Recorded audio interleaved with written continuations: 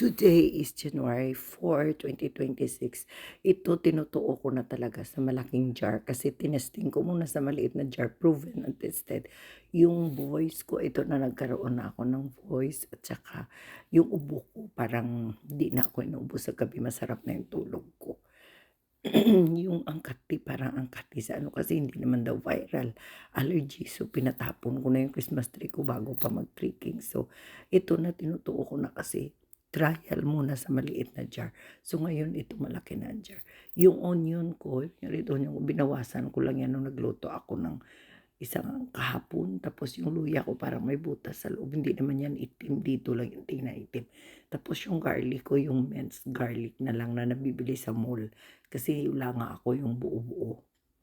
Ganon din naman. Saka yung orange ko, isa't kalahati na malaki. Ayan o, pinapakita ko malaking jar. Tapos, yung honey ko, mayroon ako diyang parang natuyo na, sisimutin ko lang at saka may bago akong liquid. Liquidy pa naman yung isa, bago yun, ikabibili ko lang. Kaya ayan, pinapakita ko, hiwa-hiwain ko ng maliliit hanggang sa ano. Yung honey, hindi naman kailangan pa na sobrang dami. Anuhin mo lang, bantain mo lang na makover lang kasi magtutubig yan. At saka halos makalahati niya or ano yung bote ko, ano yung lalagay mo, basta haluin mo na lang. Mga dalawang araw, makikita mo na, bukas nga lang makikita mo na yan kung ano siya kadami ang tutubig dyan sa jar na yan. Kasi yung maliit, pamamaya papakita ko, iniinom ko, sabi, pag ano daw, pag maintaining ng, halimbawa, meron kang i-maintain mo na pang araw-araw, sa umaga lang empty stomach, inuman mo ng maligang ba. Ngayon kasi meron akong malat at saka ubo-ubo ng konti. Wala na akong sipon. Kaya iniinom ko umaga, tanghali at saka sa gabi bago matulog. Effective talaga. Hindi na nangangati at saka hindi na ako parang ano tawag doon, yung lalamunan ko. Ito nga may words na dati hindi ako makapagsalita. Kaya ayan, tested and proven. Ako mismo gumawa. Kasi inom ka ng inom ng gamot. Ang dami-dami ko na nga maintenance sa diabetes ko. Maganda daw to lalo na sa blood pressure, yung pampaboost din ng immune system. Wala namang masama dyan. Healthy naman yun Kasi yung herbal na ganyan, ay ano, magtitiwala tayo kasi ayoko na nandagdagan pa din yung mga mga maintenance ko, mga gamot. Masyado silang stricto dito. Kung ano yung panay check up movement, okay naman yung laboratory namin ni Anson, pero patuloy pa rin sila, minomonitor kami, kaya ayoko na dagdagan. Mayroon nga akong aspirin para iwas stroke daw yun sa mga seniors, pero tinigil ko muna yung aspirin ko kasi wala naman akong naramdaman sa chest ko. Wala namang chest pain, tapos umiinom kasi ako ng luya. Baka mamaya yung ano kasi, blood thinner kasi yung aspirin, baka mamaya magkaano yung gastric ko. Kaya tinigil ko muna habang umiinom ako nito. Ganon lang naman. Aspirin lang naman yung blood thinner ko. Ganon. Tsaka okay na, hindi naman matapang masyado yung luya. Kaya subukan din natin, baka sakaling gumanda yung pakiramdam natin. So far sa ngayon, yung last ko na talagang sugar ko lang. A1C ko lang talaga yung 7. Sabi ng doktor, yung matagal ko na diabetes, na ganyan, yung 7, okay na yan sa akin. Kunting babaan lang, mga 5, mga 6. Pero I doubt kasi kumakain din ako ng matamis Wala akong limit. So ito na lang, para-paraan na lang. Ito, subukan natin ito kasi maraming gumagawa at maraming testimony na very helpful daw para pa-boost ng immune system. Mapupuno ko yan. Tapos nalagyan ko ng honey kasi meron akong natuyo kunting honey at saka meron akong bago na liquid pa. So, lalagay. Hindi naman kailangan ipantay mo yung honey. Kunti lang. Yung tamang-tama lang na ma-feeling mo na cover siya kasi magtutubig yan. Kung ano kadami yung solusyon mo, magtutubig yan.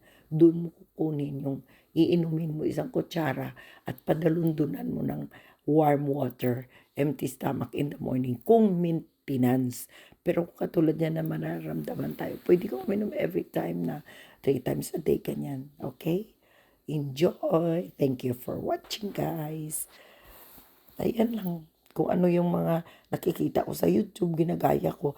At kung maganda naman kalalabasan, edi susundin natin. Kaya gumagawa ako ng pakunti-unti lang muna. Pakiramdaman ko kung okay sa katawan ko. Gumagawa ako. Pero kung daw walang alibyo, di tigilan natin. So, ganyan lang ang buhay natin dito sa Amerika. Kasi wala naman tayong trabaho dito. Nuod-nuod lang ng mga ano. Ayan, binabalatan ko yung orange. Ayan, sabi daw hindi, pwede naman hindi balatan. Hindi, ayoko kasi baka mapait eh. Kasi magbabad. Binalatan ko na lang.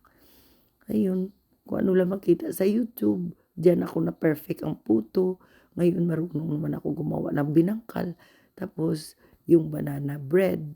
So, yung gagawin. Lichiplan, okay na ako sa lichiplan. Yung pandesal, matrabaho, ayoko. Bibili na lang ako doon sa Chokday.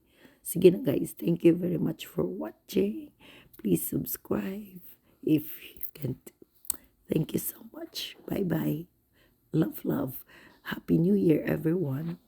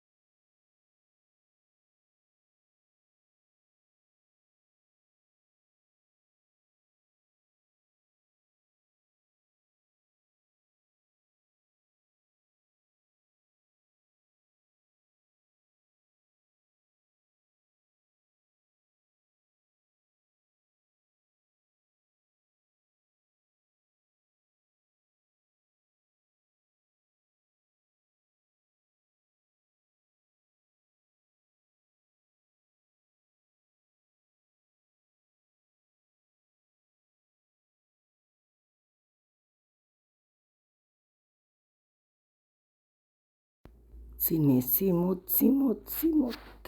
Sayang eh. Ayan, simutin ko pero may reserve ako. Kalahati siguro niyang bagong bottle ang ilagay ko. Hirap kasi simutin, natuyo siya pero sayang. Yung matitira dyan, anuhin ko. Lalagyan ko ng warm water para iinumin ko sa tea ko. Kasi may iniinom akong ginger and lemon na tea sa gabi bago matulog. So, ano ko na lang yan para mapakinabangan yung natira dyan. Kaunting na to yung lemon. Marami pa yan. Ayan o, ganyan tayo eh.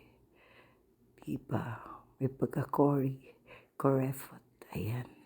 Tingnan nyo kung ano kadami. Kulang-kulang sa kalahati ang ilagay ko dyan. Ayan.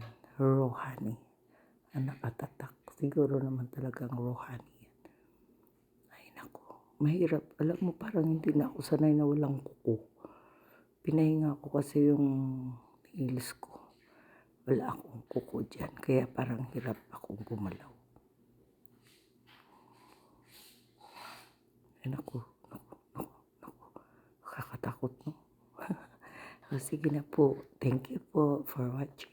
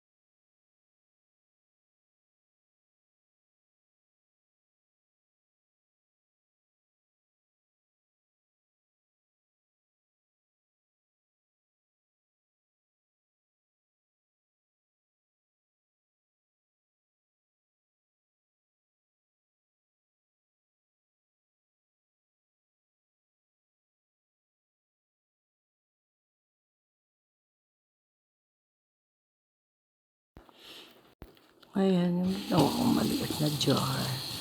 Paubos na siya, kaya gumawa ako ng malaking jar. Para sure na hindi ako maubusan. Ayan siya, bye-bye. Thank you for watching again.